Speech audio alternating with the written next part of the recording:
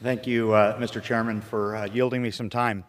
Montana has many mottos, official and unofficial. The last best place. It's the big sky country. It's the treasure state.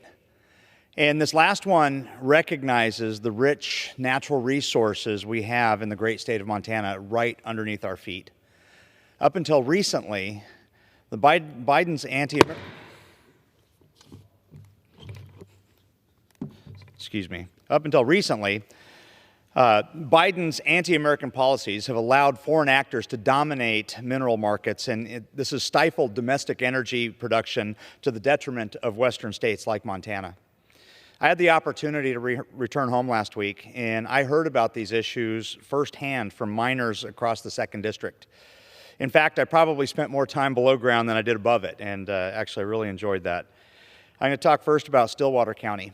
In Stillwater County, the miners of the Stillwater mine are hard at work producing the only platinum and palladium that's mined in America. Years of feckless trade policy on the part of the Biden administration has allowed malign foreign actors like Russia to flood commodities markets, crippling smaller producers like Stillwater.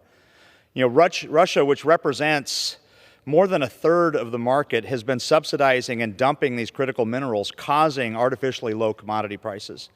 This resulted in the layoff of approximately 700 workers, hardworking miners, just last year. It's had a negative impact from dumping that's not only affected the commodity price, but it's made it so that the commodity price is below the actual cost to extract it. The ripple effects are still being felt throughout my district.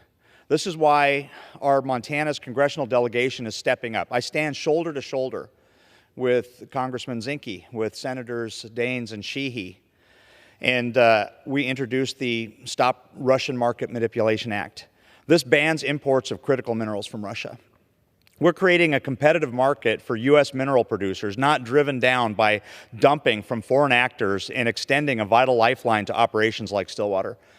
This not only allows these mines to support their workforces, but this also drives the local economy, it drives my state economy, and it's also a factor in the security of these United States of America.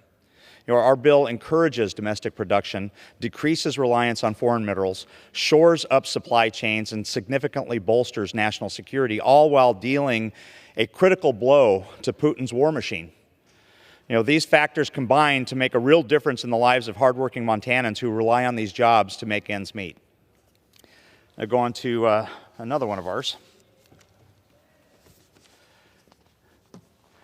Signal Peak Mine. This is the only, this is in Muscle Shoals County, and Signal Peak Mine has faced a similar reality after years of regulatory foot dragging and America Last energy policy.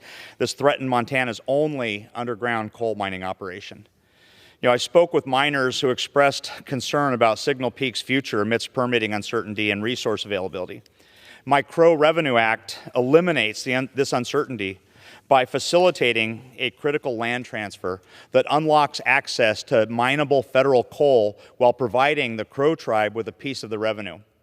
With bicameral support, I'm confident we'll get this bill across the finish line for our tribal communities and our state economy. More importantly, this is another step in ensuring American energy dominance. In closing, let me make one thing abundantly clear. There's a new sheriff in town. None of these efforts would stand a chance of becoming law without this administration. President Trump has taken swift executive action to declare a national energy emergency, reopened exploration on federal lands and waters, appointed an all-star cabinet with the likes of Secretary Wright and Secretary Burgum to streamline permitting and unleash American energy. This is why I am hopeful for projects like Black Butte Copper near White Sulphur Springs, who are committed to unlocking the Treasure State's resources and driving rural economic development, all in a responsible manner. And I can't wait to see what this next 4 years bring for my state and others like it.